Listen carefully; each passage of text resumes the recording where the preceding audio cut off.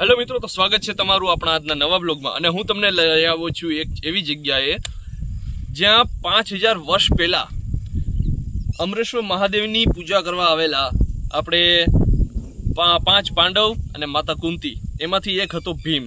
અને આ ભીમીએ છે ને આ જગ્યા પર પોતાના પગ મારીને કૂવા બનાવેલા છે જેથી એમને પાણી મળતું રહે.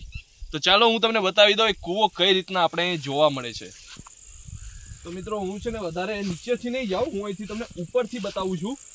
તો અહીંયા આવો કંઈક આ રીતના આપણે આ જે જગ્યા છે ને જોવા મળે છે.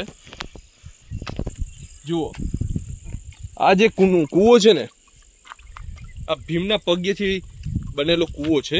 કંઈક આ રીતનો આપણે જોવા મળે છે આ કૂવો. અને એમનો આ જે શેપ જુઓ કૂવાનો, તો એ જે પગ હોય છે ને એ રીતનો હોય છે. આ આગળનો ભાગ પગનો જે છે ને એ છે, તમે જોઈ શકો છો. અને પછી આ જે પેનીનો ભાગ થાય છે એ આખો છે. તમે જરાક વિચારો કે કેવા શક્તિશાળી હશે એ સમયના લોકો કે જેમણે આ રીતના કૂવાઓ બનાવી નાખ્યા છે પોતાના ખાલી પગથી. જરાક વિચાર કરો. આ રીતના આપણે અહીંયા દ્રશ્ય જોવા મળે છે. અને ચાલો હજી હું તમને થોડોક આગળથી એ વસ્તુ બતાવી દઉં. અહીંયા કંઈક આપણે સાથે મૂર્તિઓ જોવા મળે છે. ત્યાં તમે જોઈ શકો છો થોડી ઘણી એવી આપણે મૂર્તિ તમને જોવા મળશે અહીંયા. અને બાકી અહીંયા આપણે જે કૂવો છે ને એ આ રીતનો જોવા મળે છે આખો.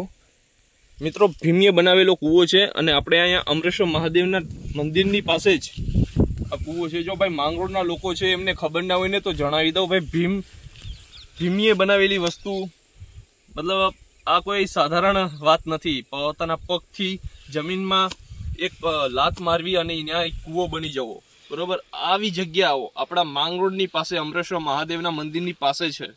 તો આવી જગ્યાઓનો વધારે પડતો વિકાસ પણ થવો જોઈએ મારા ખ્યાલથી. બાકી અહીં તમે જોઈ શકો છો આ રીતની જગ્યા છે.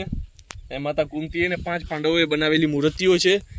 અને આ જે કૂવો છે ને એમાં જે પાણી છે ને આખું દરિયેથી આવે છે મિત્રો.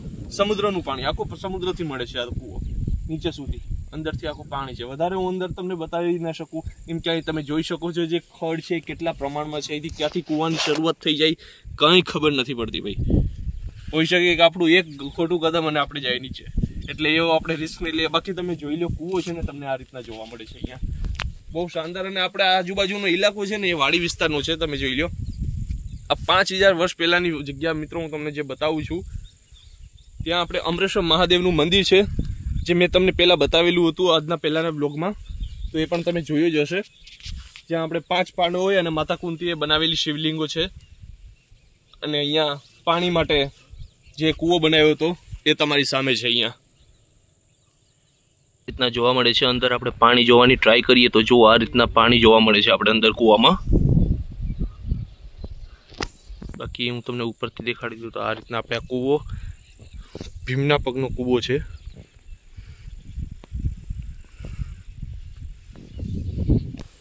તો મિત્રો, આ હતી એક ઐતિહાસિક જગ્યા આપણા માંગરોળની પાસે અમરેશ્વર મહાદેવ મંદિરની. અને આ જ રીતના વિડીયો જોવા માટે આપણી જે વિડીયો છે એને લાઇક કરો. ચેનલમાં જો નવા હોય ને તો સબસ્ક્રાઈબ કરી દો. આ જગ્યાનો વિકાસ થવા માટે આ વિડીયોને વધારેમાં વધારે શેર કરી દો. મળીએ આપણે જલ્દીથી નવા બ્લોગમાં. ત્યાં સુધીમાં બાય બાય.